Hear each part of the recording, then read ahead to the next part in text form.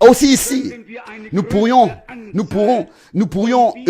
citer tout un nombre de versets bibliques, que ce soit Éphésiens, chapitre 4, verset 11, et beaucoup d'autres écritures, ou bien versets. La différence est que Dieu établit, et que ceux que Dieu établit n'accepteront jamais d'être appelés ou désignés par un titre qui appartient à leur tâche et appel.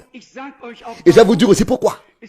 Ils n'ont pas le droit de le tolérer et de le permettre. Ils ne peuvent même pas. Quelqu'un qui est vraiment établi de Dieu ne peut même pas accepter et tolérer cela.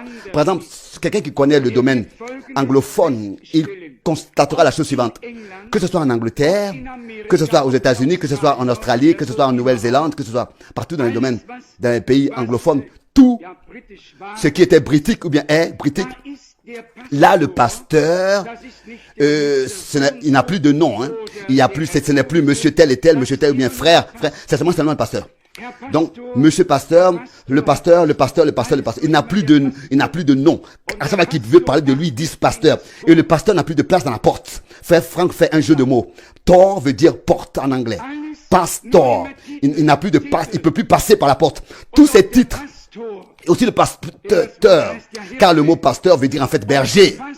Mais si le pasteur est vraiment un berger, et ça c'est encore la grande question, si vraiment il avait été établi vraiment par Dieu, il n'allait jamais se laisser appeler d'un tel titre. Jamais. Croyez-vous cela à 100%?